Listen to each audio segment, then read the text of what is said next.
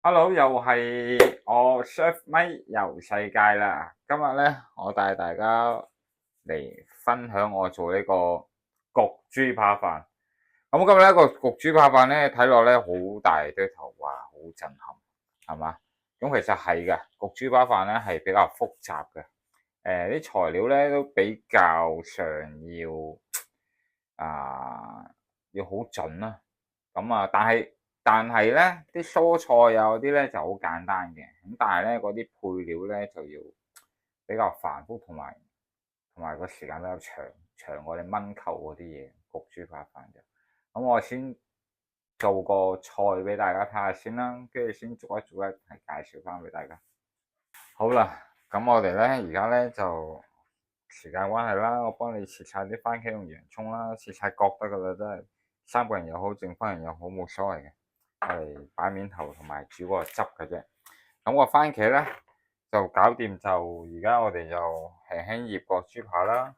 個豬扒咧就比較難入味，咁我哋咧就攞啲鹽啦，兩邊落啲鹽啦。咁咧我咧就習慣咧就所有嘅放鹽嘅食物啦，我都會放啲糖嘅。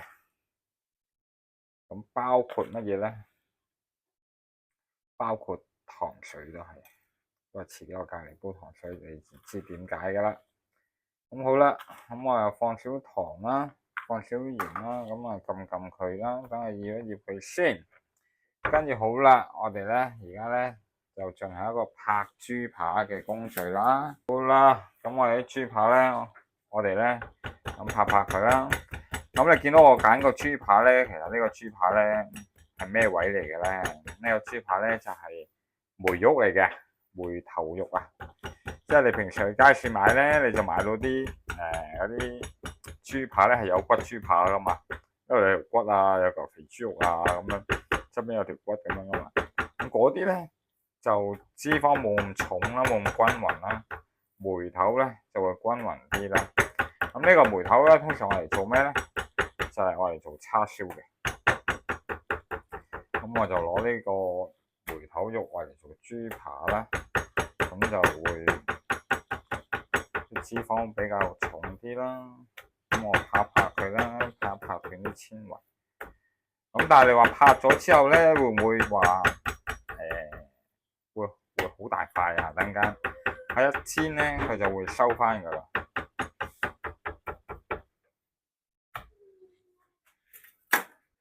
咁好啦，講下個飯啊，覺唔覺得個飯咧同你煲個飯有咩唔同咧？佢咧其實咧係有啲另身嘅。咁點解咧？就係因為佢咧，我放一啲油落去一齊煲嗰啲飯，咁又唔使等隔夜飯啦。咁佢等隔夜飯咧，有個唔好處就係佢可能會好乾身啦。咁啊，嗰個潤度唔夠啦。咁如果我擺啲油落去就咁煲個飯咧，可以即刻用到。咁啊唔使話啊，我聽日食焗豬扒飯，我今日煲定個飯先。咁可能聽日就食豬扒飯，聽日先煲就冇問題啦。就擺好少嘅油，跟住咧就由佢煲咗佢之後，佢咧啱啱炒出嚟咧就會離開晒，就會一粒粒噶啦。好啦，咁我哋咧就啱啱有兩隻蛋啦，咁我哋咧就發勻佢嚟炒飯用啦。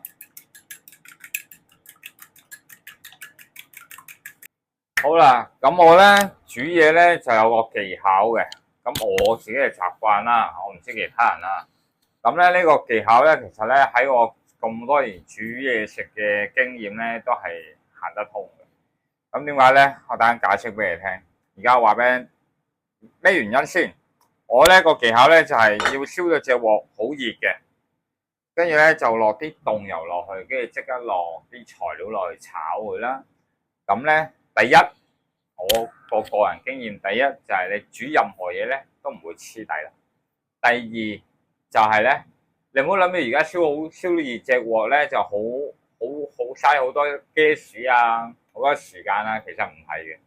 你而家燒熱隻鑊咧，可能只係1分鐘，因為裏面冇嘢，就咁燒熱隻鑊，咁咧就慳 gas 啊。隻鑊好熱啦，咁你煮啲嘢出嚟咧就好快噶啦，咁又唔會話啊我好似煮得好耐都唔煮，未煮到，其實就係因為你個鑊唔熱啦。跟住你落咗啲材料落去，令到佢加熱嘅速度更加慢啦，所以咧你就會好耐時間咧先可以煮完一個餸。咁但係你而家咧只係燒熱1分鐘，跟住你就炒咧，隻鑊不斷 keep 緊個溫度好熱咧，落啲嘢落去咧，只係降咗好少嘅溫度，而你繼續開火，佢會提升翻。咁咧佢 keep 住個鑊好熱咧，你就嗰啲食物咧就會好快會完成到咯。咁好啦，我而家示範點樣炒個飯俾大家睇啦。好啦，咁我而家炒飯啦，咁我落好少嘅油啦，跟住我落半碗嘅蛋啦，跟住我咧就揚散佢之後咧，我就落全部嘅飯啦，之後咧我就撳扁佢啦，我就喺度落埋啲蛋啦。因為咁做咧，就係咧，我要令到啲蛋咧唔好咁熟晒啦，咁啊又可以黐到啲飯啦，咁啊令到佢咧所有嘅飯都可以有蛋包圍住啦。好啦，咁我而家炒緊個飯嘅時候咧，我哋咧我有嘢要落嘅，就係落少鹽啦，做個底味啦。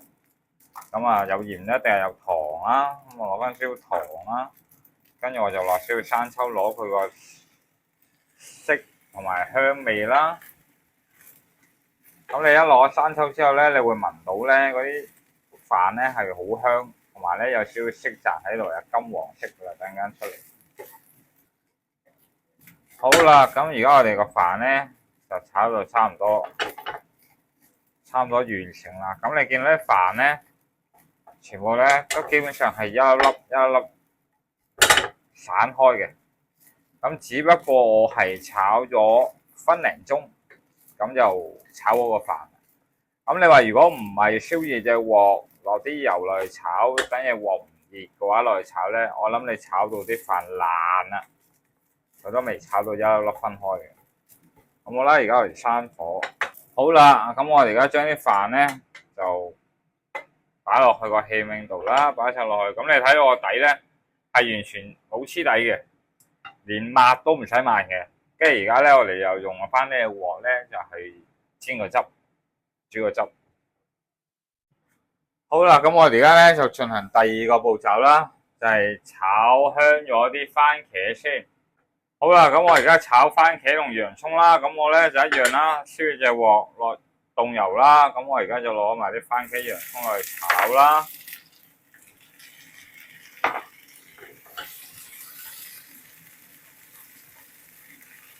好啦，咁我哋炒咗啲番茄，炒到佢有少少色啦，少色可以噶啦。咁我哋咧就閂火啦。咁我哋咧就一半啦，就我嚟擺喺個豬扒面頭，我嚟裝飾啦。有一半咧我嚟等間打汁用嘅，大半我嚟打汁用嘅。好啦。咁我哋豬扒咧，我哋醃咗半個鐘度啦，我哋又俾啲生粉啦，或者粟粉啦，我哋又擺喺個面頭啦，就等佢一落去嗰陣時咧，就可以即刻鎖死個面頭，咁我入邊啲水分咧就唔會係咁飆出嚟啦。好啦，咁我哋而家咧就落鑊啦，一樣啦，都係猛鑊陰油啦，咁你即刻聽到佢會吱吱聲㗎。咁我哋攞200ml 嘅水啦，再加埋我哋嘅洋葱啦，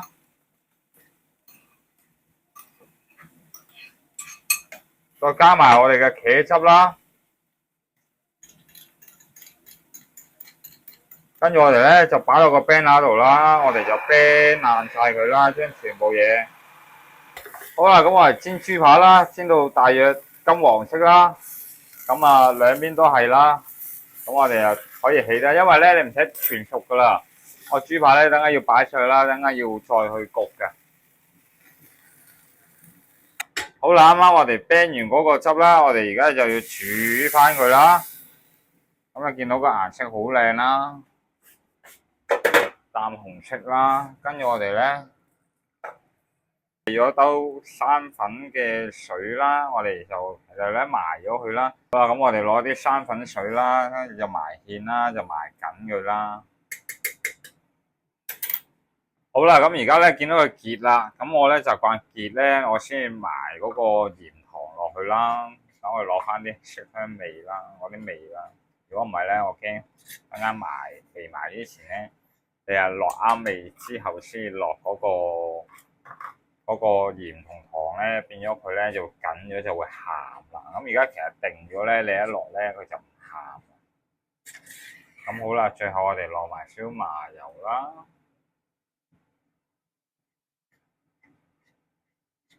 好啦，咁我而家咧煮好個汁啦。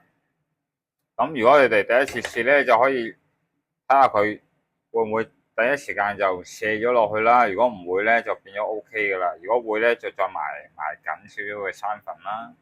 咁我哋咧而家咧就係咁要倒咗一半先。好啦，咁跟住咧，我哋之前咧炒香咗啲洋葱啦，番茄咧，我哋就擺喺面頭啦，做裝飾啦。跟住我哋就倒埋另外一半嘅汁落去啦。好啦，咁而家咧，我哋最後一個步驟就係落埋個芝士碎啦。咁中意食芝士嘅朋友就可以落多啲啦。最好咧就係見到佢咧就盡量封晒佢啦，或者係淨係見到好少嘅橙色喺面頭啦。咁好啦，我哋預熱咗個爐啦，我哋又擺落去焗啦。而家有175度啦，焗佢20分鐘，咁啊得噶啦。好啦，咁我哋而家咧就開咗個焗爐睇下啦，開個焗飯先。咁咧，我哋而家其實咁樣都係差唔多啦。你睇到佢啲顏色好靚啊，你至少有少少金黃啊。咁我而家睇下豬扒飯啦，睇下嗰啲芝士拉唔拉到絲啦，拉到噶啦都係啦。咁如果大家中意，記得 like 同埋 share 我個 channel 啦，多謝。簡易版焗豬扒飯材料：一、豬扒2塊；二、白飯2碗；三、番茄2個；四、洋葱1個；五、番茄汁2匙羹；六、鹽、糖、生粉適量；七、芝士碎。如果中意我嘅 channel，記得 like、分享同訂閱。